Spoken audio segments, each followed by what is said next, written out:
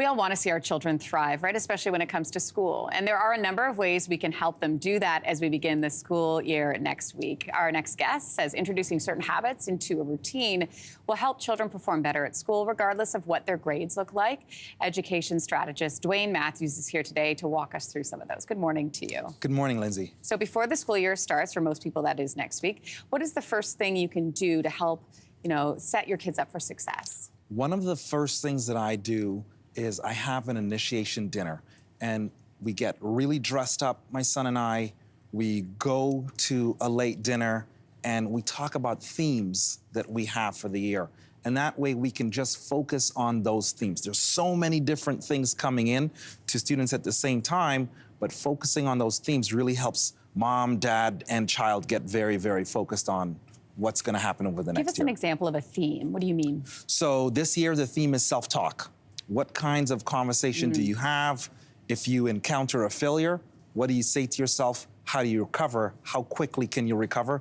That's a really big theme for us this year. I love that. I actually love that theme. I'm sort of walking through my own life and to think that that's a great one to implement. I'm thinking about children as well who may have had a rough year last year. Maybe they didn't do as well as they wanted to do, or they were tough on themselves.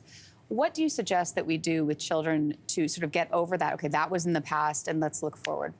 So one of the challenges that we've had at school is really thinking about being perfect all the time.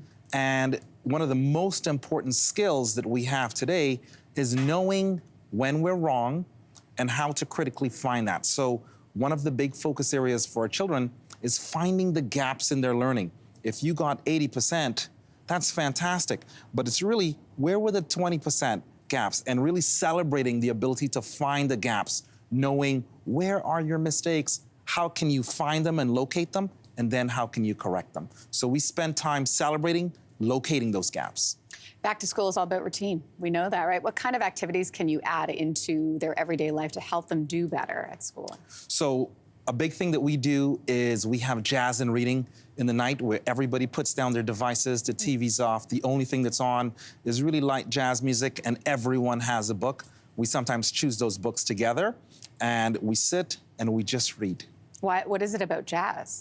Well, I think any kind of music that's really calm with no words, I find very relaxing, and it creates an association and a cue for us to know that at this time, this is about to happen. Should it be right before bed, or is this an after-school thing? So we usually do it around 8. Around 8. And your kids are how old? So my son is 15, and my daughter's 7. Oh my gosh. So we know that screen time, I mean, you mentioned that, put the screens away.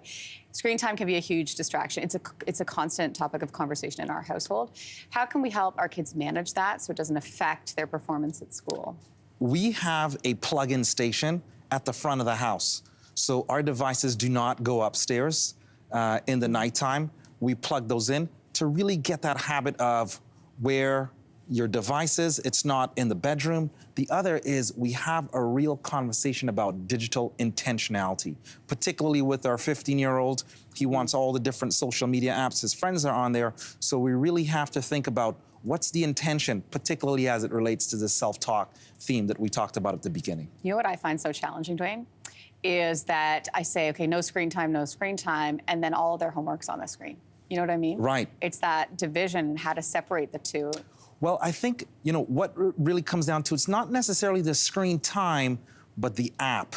So the apps that consume attention are very specific. If you took off a lot of the social media apps, you would realize the productivity apps don't get used half as much. Right. So it's not really the screen, it's what app are you specifically using? I don't have a problem with the screen. I have a problem with very specific apps that try to consume the attention of my kids and turn them into, different people. Right. Let me tell you. All right, Dwayne, great to see you. Great tips as always. Thank you. Thank you very much for having me. Great. Hey, thanks for watching. If you liked this, be sure to subscribe here, or you can check out more Your Morning videos right here.